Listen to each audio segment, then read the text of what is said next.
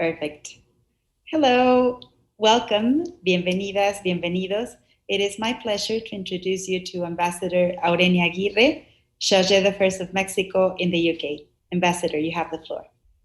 Thank you very much, Stephanie, and good evening in the UK, good afternoon in Mexico. I hope you are all doing well and in good health.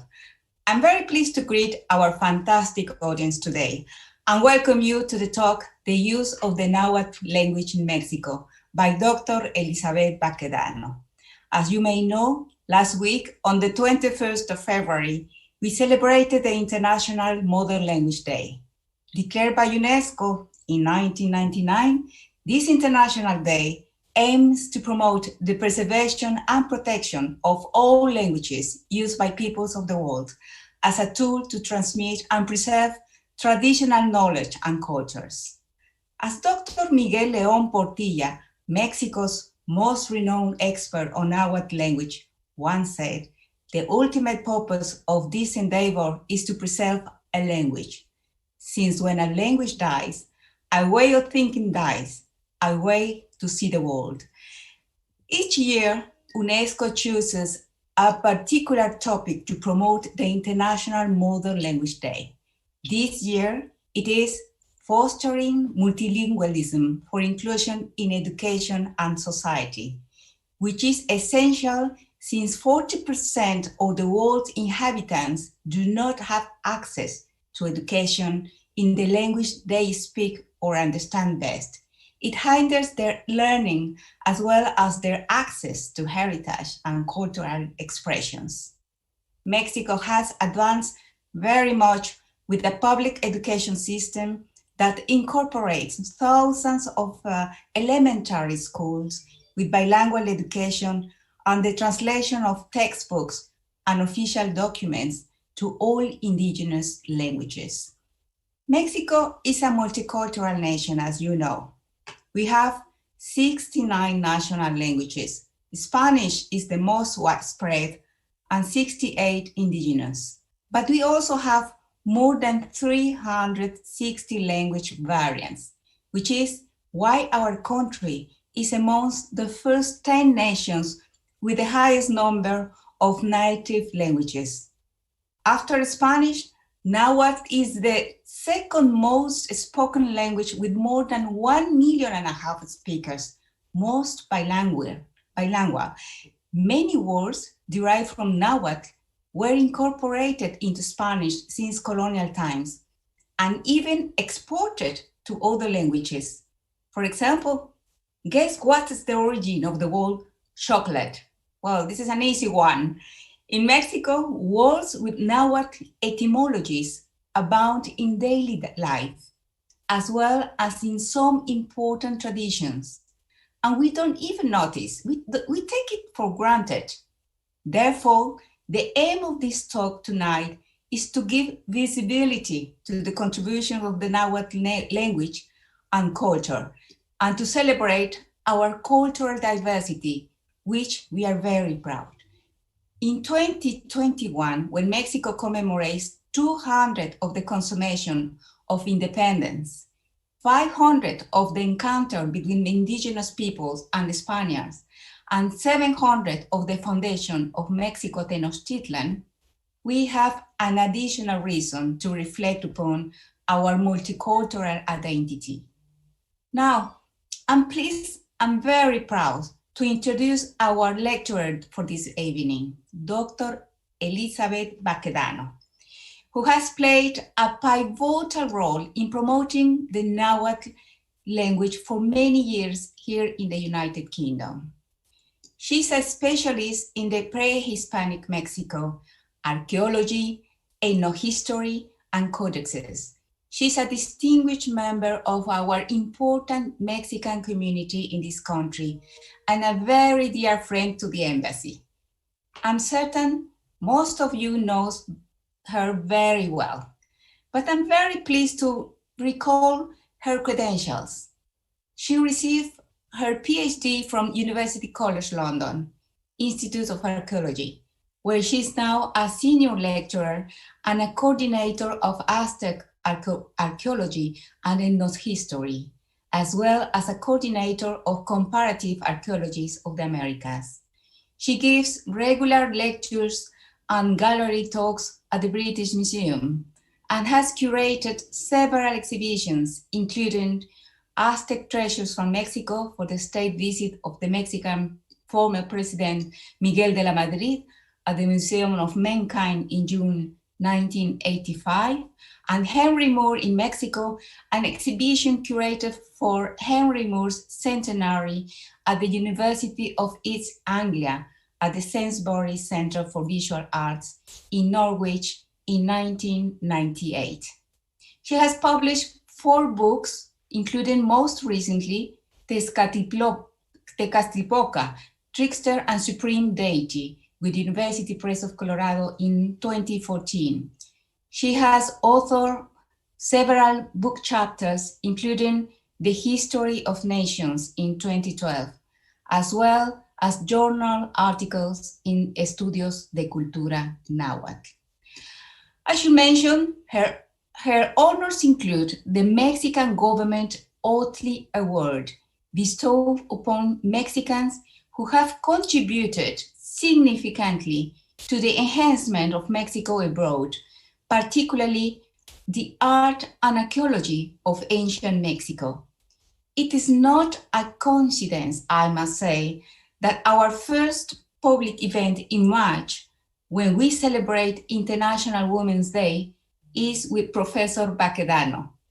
She's an example of an accomplished woman who has tirelessly studied and disseminated the sophistication and complexity of ancient Mexico. She has also mentored and taught dozens of students in their journey to become researchers. I'm certain that many of them are among our special audience tonight. It is a privilege to have Dr. Baquedano today, and I invite you to take the opportunity to ask her after her talk any question you may have.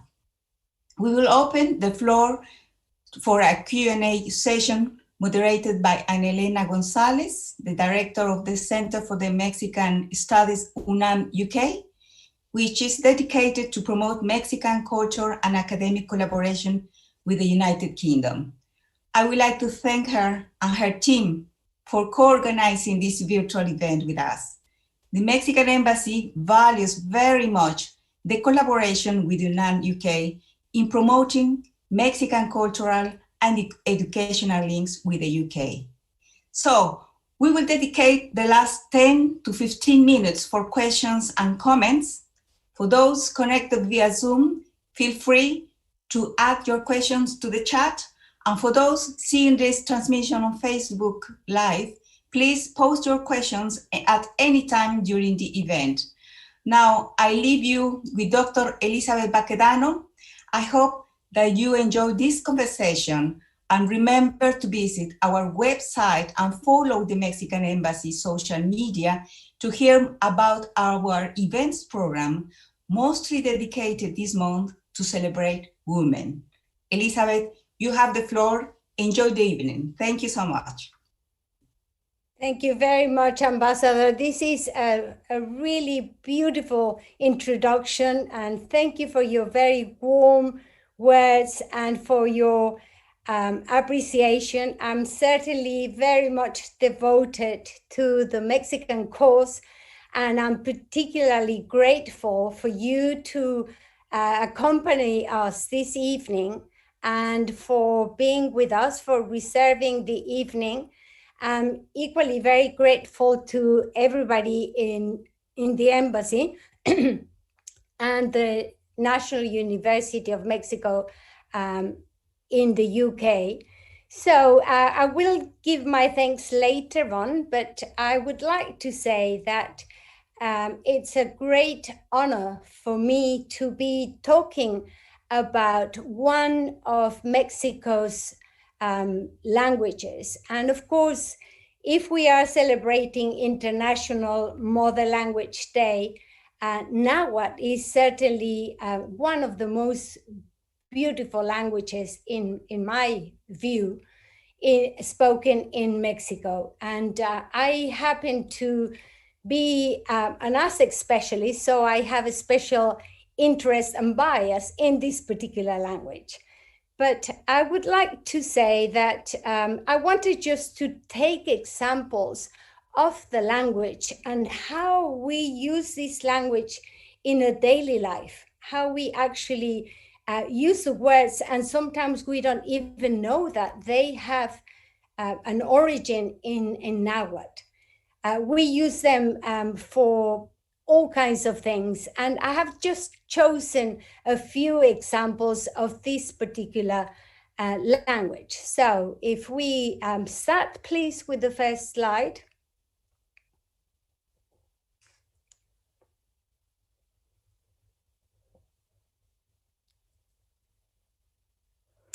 So I was working at the Institute of Historical Research at UNAM, Instituto de Investigaciones Históricas de la UNAM, and I happened to have the privilege of working there for 3 years.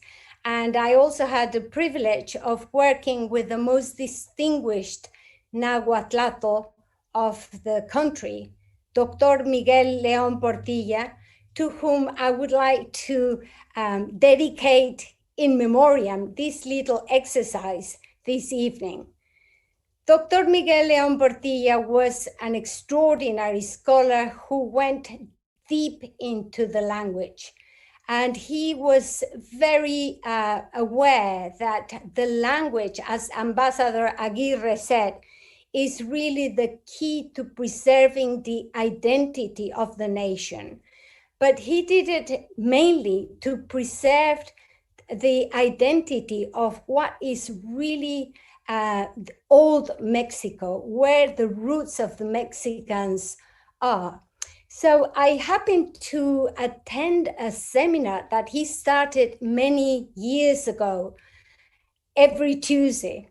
And he had about 3 hours of Nahuatl with the most distinguished Nahuatlatos in Mexico, from different regions in Mexico. He was particularly interested in studying books and texts that were written in Nahuatl, but in the classic Nahuatl, 16th century Nahuatl. So I was very interested in the Florentine Codex, and I was particularly interested when I started working at the National University of Mexico to follow one of the volumes that Dr. Miguel León Portilla was studying at the time, which was book 11. And, you know, to see how he spent hours making sure that the word that was being translated in the codex was accurate. And if not, he proposed different alternatives. For that, he asked several Nahuatlatos. So if I say to somebody, what does this word mean? Well, for me, in the Huasteca means espejo, mirror. And for you, well, for me, it means something that shines. And for you, in another area of Mexico. So it was a really intricate, detailed, detective work to make sure that the translation was accurate. So this is really how I started trying to read the texts in Nahuatl and being surrounded by these very distinguished Nahuatlatos and having the opportunity to attend for 3 hours every Tuesday. So now, if next, please. So this is, I would like to show you this beautiful codex, which is known as the Florentine Codex, written by Bernardino de Sahagún, a Franciscan friar who went to Mexico in 1529. And the first thing that he did was to learn Nahuatl. He actually was interested in everything that the Mexicans had to tell him. And of course, he surrounded himself by a group of distinguished students from Mexico. students who actually told him all the questions that he had.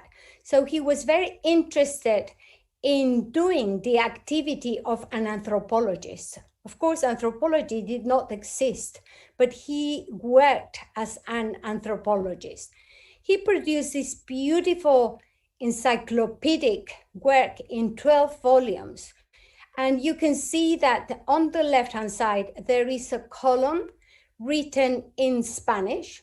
On the right, there is a column in Náhuatl, and the vignettes are actually the details of what is being discussed in that particular subject. So I chose this beautiful example from the animals. So you see all kinds of animals, and he went in detail from tadpoles to all kinds of big animals. He asked about education, what subjects were being taught at school, where children were educated, where girls went to, what kinds of products came from different regions, what kind of methods were employed in producing their books, their codices, and what kind of information he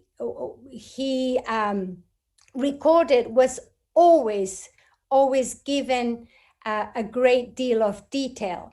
So I have chosen this particular example because there are so many beautiful animals in Mexico, and we always have beautiful names for these animals that we keep and respect to the present day. But just going back into this beautiful codex, it's very much produced in a kind of encyclopedia, a medieval type of encyclopedia. So what we have is illustrations. It's all beautifully written, very clearly. And, you know, this is a man who's devoting his life to the work of the Mexicans. So he really wanted to find out exactly everything that he could. And this is all in this Florentine Codex, or History of the Things of New Spain. It is an absolutely beautiful book, and I strongly recommend you to read it. You can read it in English, and you can read it in Spanish, and there are many beautiful versions. So now, going into the subject, so if we could go to the next slide, please. Now, this is Bernardino de Sahagún, this wonderful friar, this Franciscan friar, who went to Mexico only 8 years after Mexico had been conquered by the Spaniards. So the next one, please. So Mexico, as I said before, has produced many distinguished Nahuatlatos, Nahua specialists. Dr. Miguel León Portilla used to have a photograph of Ángel María Garibay in his office. And he said, this man really knows the language well. And, you know, it came from somebody who knew the language extremely well. So I wonder what he knew about the language. It must have been a complete encyclopedia. Of course, we have Alfredo Lopez Austin, Thelma Sullivan, who became, from what I heard from Dr. Miguel León Portilla, a great expert on the language, but also a great Mexican specialist. Leopoldo Baliñas, Librado Silva Galeana. Librado was really instrumental in my love for the language. Librado Silva was always present in every seminar. And Librado used to organize some beautiful reunions in Santana Tlacotenco, in Milpa Alta. And it was beautiful to go to this lovely town, to have the reunions, to discuss the language, to see that the language is being actually taught there. Is a language that is taught at schools, and children actually learn this beautiful form of Nahuatl. But what I like is that Dr. Miguel León Portilla, and I always say Dr. Miguel León Portilla, he had a million honoris causa doctorates from many universities. He has his doctorate himself, but he had many others, 29 or so. And people call him professor, and he said, I prefer to be called doctor. So I always say Dr. Miguel León Portilla. And he was a dear colleague, a dear friend.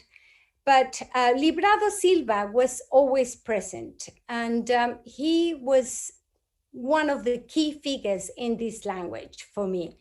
Now, I have the privilege to know his son, who is also another Nahuatlato, and I don't know if he's present in the audience, but I would like just to say hello to Ignacio Silva, who may be in the audience, I don't know, but if I think he is. I would like to later on just, if you really want to know anything to do with Nahuatl, he is the one who knows everything. He is very much an expert, having the great father that he had. And I would love to continue with my promotion of the language in the UK. And I'm hoping that I will be able to invite him to come to the UK when things go back to normal. So this is an invitation that I have for him if he accepts. So Mercedes Montes de Oca is somebody that I also respect, and the list is huge. Karen Dakin, and of course Patrick Johansson, who is now the follower of the tradition established by Dr. Miguel León Portilla. So next slide, please. Now we go into the animals, and I'll just quickly say the word. So we have ajolote. Ajolote is a tadpole. This beautiful creature is also illustrated by Sahagún. Tlacuache, an opossum. Chapulín, a grasshopper. Coyote, a coyote. Ocelot, and even in museums, the name appears as ocelot. Tecolote, tecolot, as búho or owl. So next one, please. So this is, again, using Bernardino de Sahagún's codex, Florentine codex. We see how detailed his description is. So you can see Citlat Axolot. So, and then you can see the translation on the left. And you can see that Sahagún is referring to these creatures are very, very delicious, and they are really good to be eaten. So, and of course in Mexico, you can see that in the area of Xochimilco, they make tamales and they fill them in with axolot. So all kinds of creatures that belong in the lake are also part, even today, of the diet. So this is the axolot, ajolote. Next one, please. So we have some beautiful opossum here, and this is the female opossum that carries all the babies. So Tlacuache, next one. Now we have a beautiful grasshopper here, this chapulín. It's one of the masterpieces of Aztec art. So I could have chosen the real thing, a green creature, but I think that you will agree with me that this is a superb example of the mastery of Aztec sculpture. So you have all the anatomical detail and how they've chosen a special type of stone to highlight the anatomical detail. So to see such a small insect in such a beautiful perfection is extraordinary. Next one, please.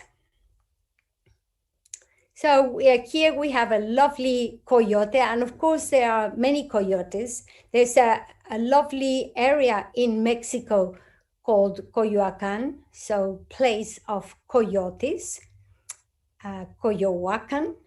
Next one, please. So here we have an ocelot. This beautiful creature is as important as a jaguar, but you can see that they are completely different animals, and they are both very beautiful, very beautiful large cats, worshipped in Mexico, respected, and I believe that this is an endangered species. Next one.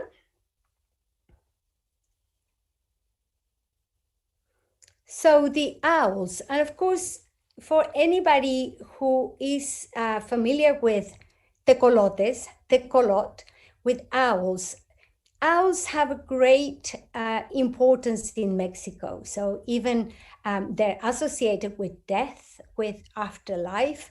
And even today, if someone hears an owl at nighttime, it's the bad omen, is somebody who is perhaps going to die. So you actually have some associations that go back to ancient Mexico. So next one, please. Now we move, I could have gone to 20 more examples of animals, but the idea here is to give you the flavor of the language and how we use this beautiful language in many ways.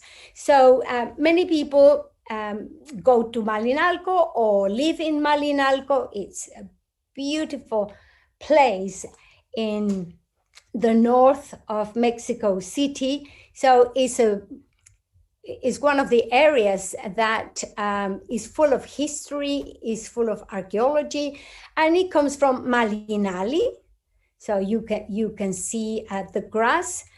We also have Chapultepec from Chapulín, Xochimilco, who has not heard of the so-called floating gardens, from Xochitl and Mili and Co. So Coatepec, of course, this mythical place where Huitzilopochtli, the tribal god of the Aztecs, was born. So now let's see the examples in the slides. Next, please.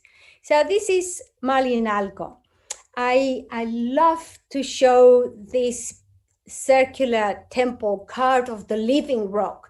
It's one of the best preserved examples.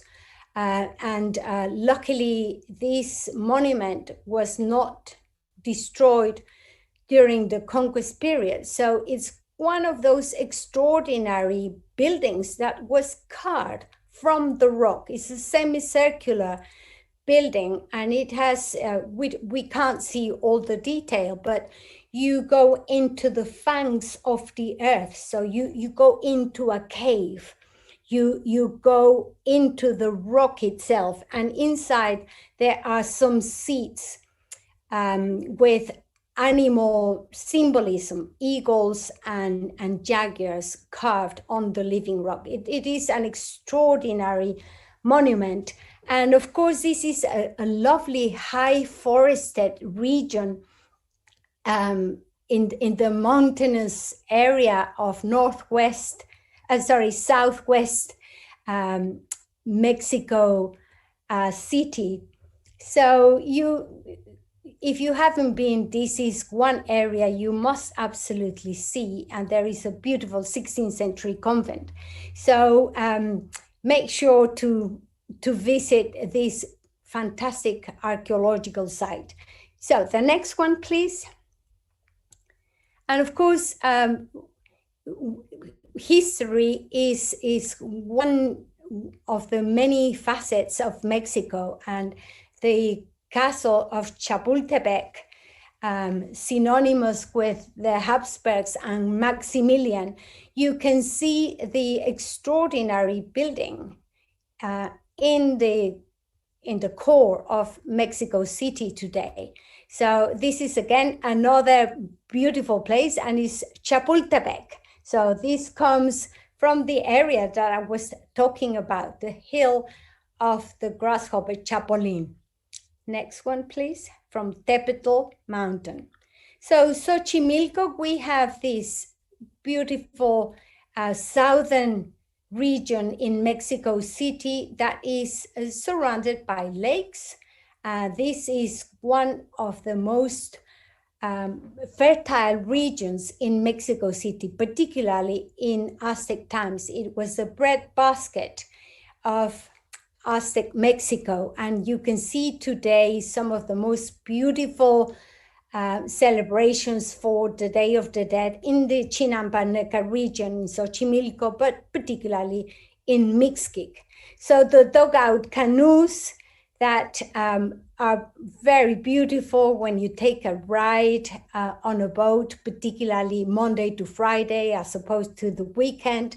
It's a delight. It really is a beautiful area where you see the willow trees that were brought to the UK in the 19th century. And you see the huge willow trees, but they're native to Mexico. So the next one, please. So this is Coatepec, the mythical place where Huitzilopochtli, main god of the Aztecs, was born. So you can see that it's a beautiful place. It's a beautiful mountain, the mountain of the snake, or the hill of the snake, as you saw in the slide before. Next, please. And of course, I could not possibly talk about Nahuatl names without mentioning the beauty of these two volcanoes that surround Mexico in different states and in different areas. Of course, we have the Popocatépetl and the Iztaccíhuatl. So you have the Popoca to smoke, and then you have Tepet, mountain. Then you have Iztac for white and Cihuat for woman. So this in Mexico sometimes is called the sleeping woman. So is the next one, please. So I would like to ask the audience if you can identify which one this is. So we can have a few slides where you can say what it is. So the next few slides, you take part. So this one, any guesses, anybody? Yes.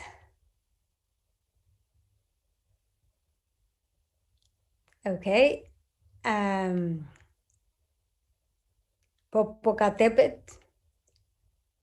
Perfect.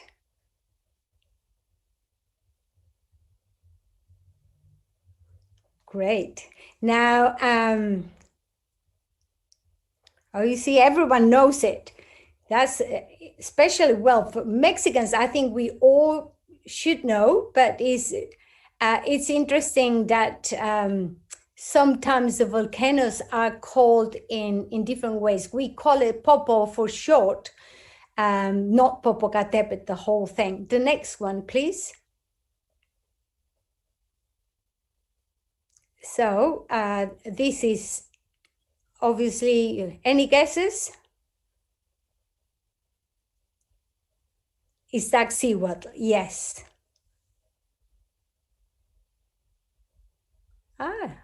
Damaris, very good. Excellent. Thank you. Now that, so we continue. Thank you for those contributions.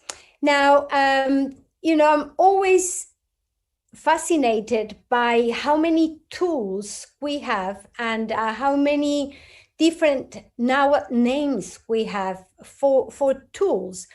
And whether it's to do with practical things or whether it's to do with utensils for the kitchen or things that are used in order to produce delicious meals. So you have, for example, the first word, and I didn't put them in any order. I just thought, well, these are some of the examples that I always think of. So mecapal, which is so lovely when people are carrying loads in a mecapal, but I won't say too much. So you can see the Nahuatl word mecapali, molcajete, molcashit, and then you have the composition moli and kashit, then komali, komal, metlat, so you have the grinding stone, and you also have the metlapili, which is the actual stone with which you grind your products.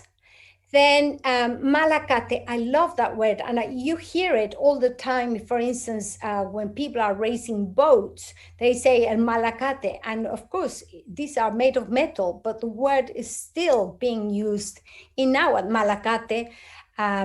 So shikali, jikara, so this vessel, petate, so normally we associate it with mats, straw mats, but also they were used in Aztec times for wrapping up the deceased, the mummy bundle. They were used for sleeping, they were used for cooking, and there are all kinds of expressions in Spanish today with petates. So if we go to the next slide, please. And now you can tell me the word. So what is the first slide on the left? I would just like to say comes from Codex Mendoza. And Codex Mendoza is a 16th century document commissioned by the first viceroy of New Spain, Antonio de Mendoza. And what you can see here is a man carrying a load. But on the right-hand side, you can also see a modern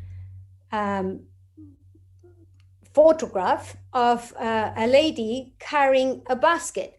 So these are very much still in use, particularly in the smaller villages. So what we need some contributions from the audience. So what is the word?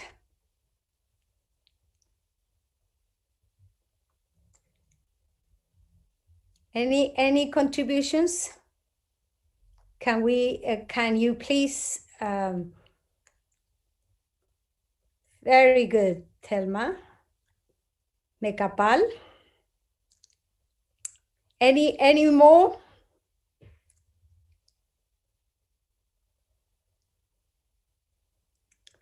Philip, thank you. Okay, we can go to the next. This particular Codex Mendoza is well worth visiting in Oxford. It's a beautiful codex, and it really is full of history. It has 3 main chapters, and one of the chapters is particularly given to the Aztec education. So we have the history of the Aztecs, the history of the rulers. We actually have the tribute list, how tribute was paid, and the daily life. Now, talking of daily life, this is, of course, something that is very much used in the kitchen and in old and modern kitchens. I see Chonette Taylor. She has one, but what is that called, Chonette? Molcajete y temolote. Lovely, thank you. Perfect, and I like the two words. Okay, and next one, please. So, for those who have tried this kind of tortilla, completely different from the ones you get in the supermarket, this is something absolutely delicious. So what is, oh, Caroline, comal, perfect. Any other guesses? Oh, Philip knows his Náhuatl well, comal. Oh, Chonette has 3. Well, lucky Chonette. You have too many, Chonette. Now, Diana, tortillas azules. Yes, well, you can try tortillas azules in Mestizo. They sell tortillas azules. So, you know, nowadays, when I came to study as a student, I couldn't get tortillas anywhere. But nowadays, you can go to Mestizo and you can go to the shop and get all kinds of tortillas, yellow tortillas and blue tortillas. And so it's, yes, tortillas are essential. So it was a staple in Aztec times. It is a staple today. Next one, please. Oh, La Tiendita. So we can, Damaris is suggesting another place where we can also get tortillas. And so it's good to know. So there are bread tortillas. Oh, well. And now this is, what's the word for this one? So metate, metatl. And we actually see that most metates are made of this volcanic stone. So volcanic stone tends to be lighter, and even though metates are heavy, normally very heavy.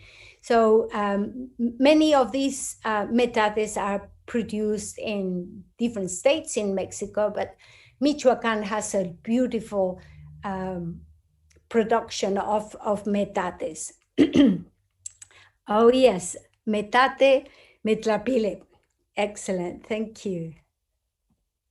So I think we have one more.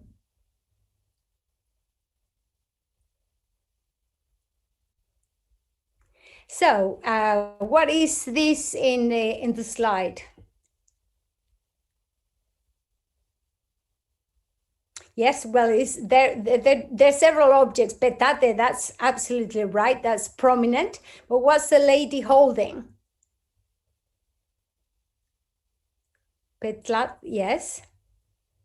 What's the lady doing?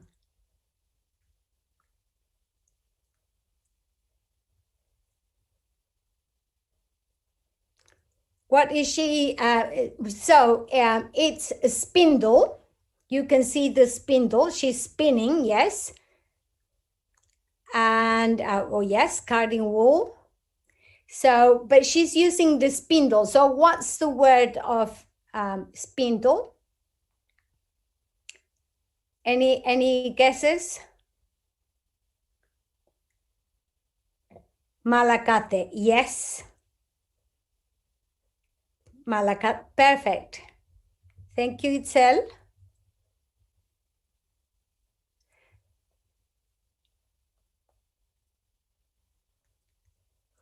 Ignacio, petate y malacate. También hay un, I can't see the rest. También hay un.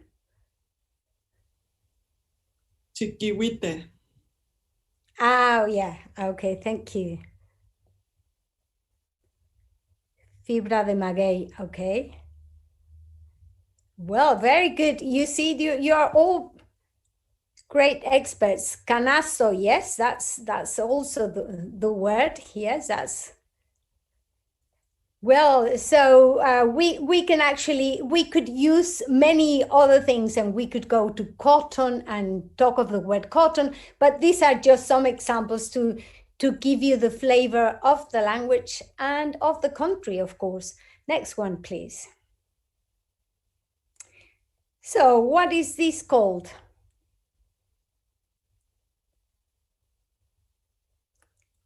Yes, jícara, and in Náhuatl, yeah, jícara, yes, that's right. Xicali, yes, Reina. Thank you. Right, now we continue. Now you can see, well, you can tell me what this is. One, I think this is the last one. Tapete, well, tapete, petate, that's it, petate. So you can see the process of making, how painstaking this is, how elaborate, and what a beautiful end product this is. Petal. Thank you, Philo. Now, next, please. So, and now when we're walking in Mexico, you can actually see names of shops, and it says TLAPALERIA, or you switch on the radio and you hear Dia de Tianguis, so Dia de Mercado. So, you know, when you actually go to the word, it comes from tlapali, and tlapali is color, is paint. So yesterday I was trying to decide, well, shall I leave it empty? Is it ferreteria? Because it's really, there isn't an equivalent as such. But you also hear people saying that hay un tianguis, so there's a tianguis, there's a market. So all these words that are so evocative of Aztec times, but they function in the same way as well. So we have the tianquistli. The next one, please. So this is one example where you get tlapaleria y ferreteria. So it's neither one or the other. You actually have the two things. You can go and buy paint to paint your house, or you can go and buy something that you need to unblock a basin. So it's tlapaleria and ferreteria. So, you know, it's a beautiful mixture of two languages, and we see this in a daily way. The next one, please. So this is a beautiful scene of a traditional market. So what you have here is the products are being brought fresh on a special day, and this is still very common in many parts of Mexico. And you see the textiles, you see the beautiful blouses, the beautiful colors that people wear. You see the way the products are displayed in traditional objects using the Mexican materials. You also see the Mexican pots and so on. So, but we can also imagine what Tlatelolco would have been like. Imagine the biggest market in Aztec Mexico, where up to 50,000 people gathered together. So this bustling market where you could buy all kinds of products, you could buy gold, or you could buy pots, or you can have a haircut, or you could see a doctor. So this is all from the Tianquistli. Next one, please. So you hear in slang cacles, And cacles is cactli, and it's sandals, and people sometimes say cacles, meaning shoes.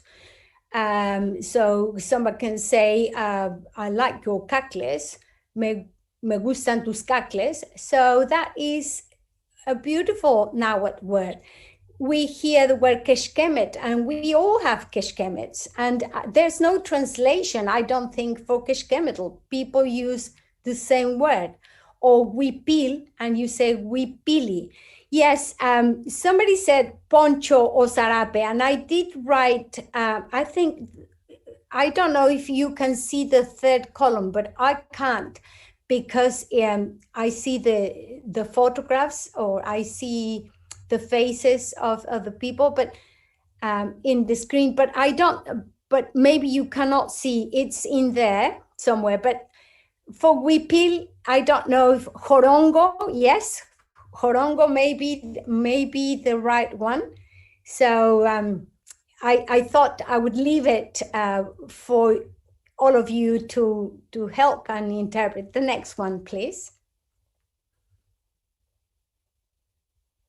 So we have some beautiful examples here. And of course, the keshkemet has to be triangular to be a keshkemet. So, and you see the Aztec sculptures, women wearing keshkemet. This is a beautiful item that is depicted in goddesses, that is depicted in women. You see this in codices. So it's a traditional cloth, is a particular item that has been worn by women for hundreds of years. Next one, please. So, of course, you don't need me to show you what a tomato looks like. And you probably didn't know, as Ambassador Aguirre said, chocolate is very easy, because we all know it's translated into every language. Avocado, it sounds so nice in French. And it sounds so beautiful in English and all kinds of languages. So I don't know. I know that I saw Romy Keller. I don't know what the word would be in German, but it's probably not far from avocado or aguacate or something. So we have jicama, and of course, many people may not be familiar with jicama, but for any Mexican, the fruit at the top is a jicama, and you can see what a beautiful, juicy tuber this is, this root, and you can put lemon, and you can put chili, and it's delicious. So sapot, the black sapot, I have asked some English friends, and in my, my family, my political family, I have asked them, but they've never seen this until they went to Mexico. This sapot, and it's so delicious. It's one of the most delicious fruits. So these are really, you can buy online. Well, you're bringing music to my ears.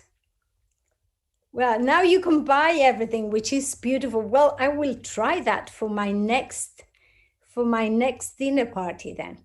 Next one, please. Now, you're driving in Mexico, and you see these cultural institutions, and of course you can, next one, please. You can see papalote, and people sort of wonder, what is papalote? Whoa. So papalote, from papalot, meaning butterfly.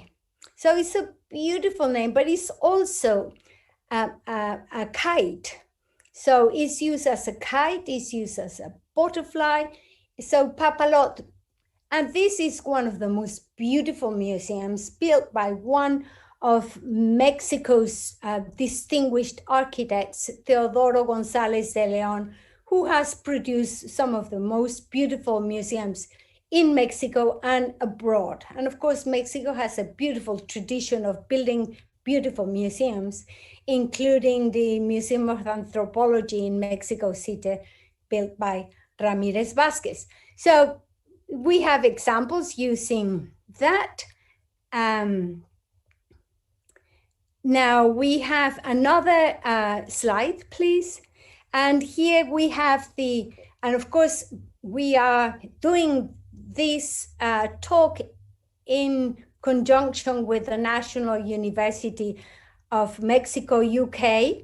So I'm sure that Ana Elena will be happy to see UNAM represented in this lovely photograph of the Cultural Center Olin Yolisli. So we see two Náhuatl names, Olin, movement, and then from Yolot, from heart. So you have the heart of music here at the National University of Mexico, this beautiful example of architecture and a beautiful example of acoustics too. So anyone going to the National University, you must try and experience a concert in this beautiful hall. The next one, please. So, Museo Anahuacalli. So we all know of Diego Rivera. Who has not heard of one of Mexico's most distinguished artists, Diego Rivera? So Diego Rivera was a great collector of Mexican antiquities.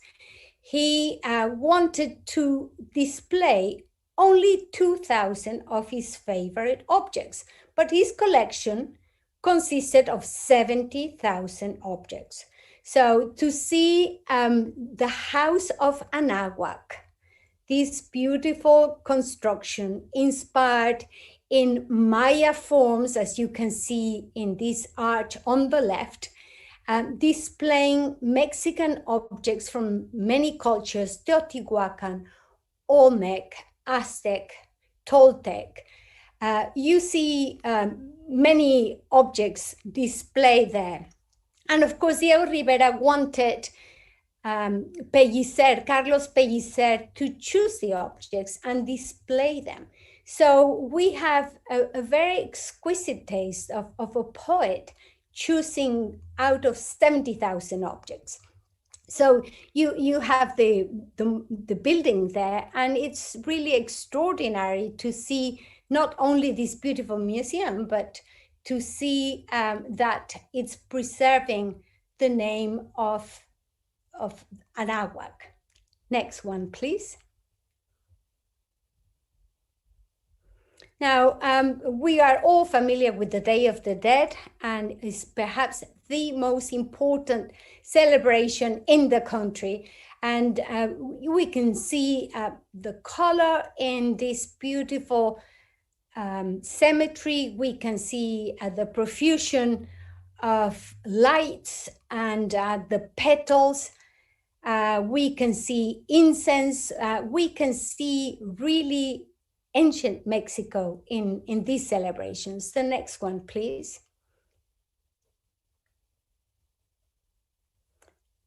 Next slide, please. So we have here one of the ofrendas, one of the offerings. And of course, the offering is surrounded by cempasúchil. So in Mexico, it's called cempasúchil, but it's this marigold flower, meaning sempoal. So it's a flower of 20 petals, but also it means a flower of plenty of petals. So this beautiful marigold flower is synonymous with the Day of the Dead. But there are many other things that are synonymous with the Day of the Dead. Yes, taguete is the scientific name, the Latin name. And then you see petate rolled up. Next one, please. And you often see in the offerings dogs, particular papier-mâché dogs, and you see Xoloitzcuintle always present in the offerings as companions of the dead to afterlife, because they're good swimmers. So you have this Izcuintli, you have the wrinkled dog, the Xoloitztic here, and this is a beautiful native dog to Mexico. You have a great example in the Museo Dolores Olmedo, in the Dolores Olmedo Museum. So lots of them. Next one, please. Now, if you go to Mixquic, you will always have an orchestra playing outside the church or at the entrance of the cemetery. And you still see in Mixquic and in many other parts of Mexico, native Mexican instruments, musical instruments. So I have chosen here both a page from a codex and an object from the British Museum collections. So you can see the beautiful carving of the owl and depicted in this very hard wood, which is Zapotl wood. It's another Náhuatl word. And you can see that this type of instrument could have been played in funerary rites, in funerary ceremonies. So it goes according also with the Day of the Dead. So the next one, please. And of course, you walk in the cemetery or you go in church for the Day of the Dead and you smell the incense everywhere. So copali, the unique smell of this resin is there. Next one, please.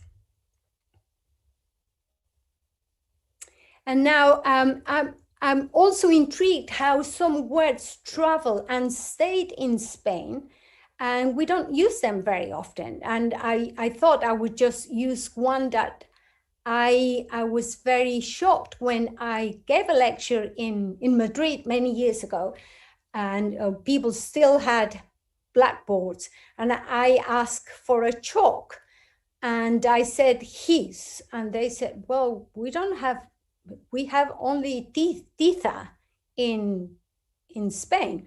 And I thought, oh, but tiza actually comes from Náhuatl, tizat. So you can actually see how it traveled and how it was used and is used in Spain. So in Spain, it's very common to call it tiza. And in Mexico, we call it his. So the next one, please. Oh, well, I was, that's a disadvantage when you don't have control, so you can elaborate on a conclusion. But what I would like to say is I hope that this very short journey through the language has shown you the beauty of the language, but also the beauty of the country and the objects that are associated with everything that was produced alongside this language.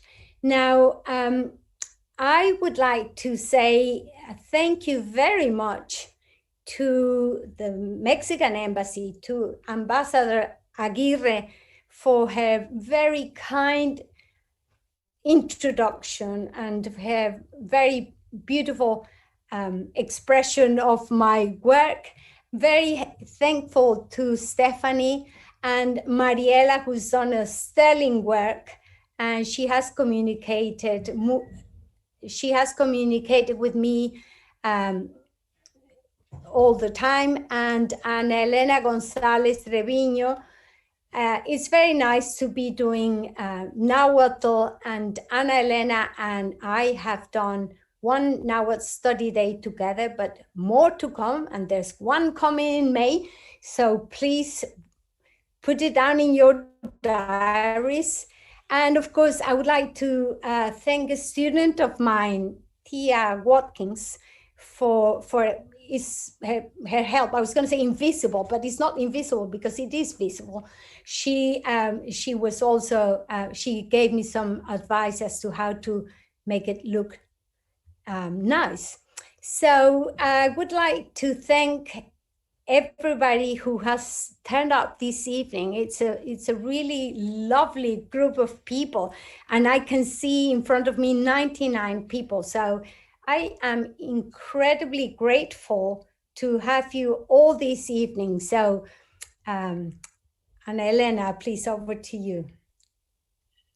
Tlazocamal, Elizabeth. Thank you so much Thank for such a fantastic talk. It has been really delightful. And I love the way in which you were able to enliven the Zoom format, because the chat box was absolutely on fire with lots of questions, well, and participation from the audience. It's a little bit late now, but I think we may allow one live question if anyone would like to speak. Thank you very much, Ana Elena. And it's really a wonderful idea to celebrate International Mother Language Day with perhaps the most meaningful language of the country at the time of the arrival of the Spaniards in Mexico, and that's 500 years ago. And Náhuatl was the lingua franca. Sorry, we have a question from Valente Vidal. Oh, sorry. Okay. But what is the? He's gone. He raised his hand, but I don't see him anymore. Are you there, Valente? Yeah, can you guys? Yeah, please go ahead. Yeah. I just wanted to know what kind of resources there are online, or if the UNAM provides any materials to learn the language. Would you like to answer, Elizabeth? I don't know about UNAM specifically, but what I know is that there are really a great number of resources. I saw Tony Pittman as one of the members or one of the participants, and I know that he has even told me that you can get music and rap in Náhuatl. So I have used myself FAMSI. So if you go to FAMSI, you Google FAMSI, you get codices, and you also get the language. You can also Google Lockhart Dictionary of Náhuatl, and this is one of the most serious Nahuatlato researchers, and his dictionary is online. Now, Mexico produced, especially a few years ago, some leaflets where you could teach yourself Náhuatl with drawings. And that is a really beautiful mnemotechnic device where you see children going to school or people sitting down in the classroom. So it is very useful. If you can get these old, they're called fascículos in Spanish, these editions of Mexico. But I suggest that you Google Náhuatl courses for beginners. I know that there are many courses online. I have not followed any courses online, but I have used dictionaries online. And if you wanted to find a serious one, is Lockhart. James Lockhart is a very good source, but there are many, many more there.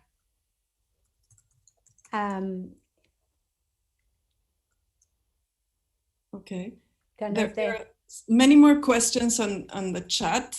We are going to copy them for you, Elizabeth, so that you can possibly reply to some of them by email, if that is okay. And yes, we'd like to thank everybody for being here today. It has been a huge pleasure to listen to you and in such a lively manner with so many beautiful illustrations. For some of us, our mouth is watering, I'm sure, thinking of all that wonderful food. And thank you very much, Ambassador Aurenia Aguirre, for accompanying us today. Thank you as well to Stephanie and Mariela and Angelica, Manolo, Annalise, Christian, and all the team at UNAM UK. It was a fantastic talk, and we look forward to seeing you again soon. Thank you very much. Thank you very much. And I would like to thank Ignacio. I don't know if Ignacio Silva, we can see his face. I would just like to, he may be our next teacher, both online and possibly also in person next year. So if Nacho, are you there? I think I saw his name, and I saw his name in the chat, but I don't know if we can see him or... Oh, Nacho. This is Ignacio Silva, and this is another great Náhuatl. And so if you want to learn Náhuatl, well, you can go to Michoacán, where he is based now, but he will be coming to London hopefully next year, and we will be seeing him very shortly in May. So thank you, Nacho. It's very nice to see you, and you really remind me of that beautiful place in Milpalta, Santana Tlacotenco. Thank you very much for coming with us this evening, for attending. Senkani mismo Tlazocamati Lilia Elizabeth. Tlazocamati. Thank you very much, everybody. Thank you so much for staying with us for the evening, and thank you both to our brilliant ambassador and to Ana Elena and their respective teams for splendid evening. I have enjoyed it very much. Thank you all for coming. Thank you very much. Bye.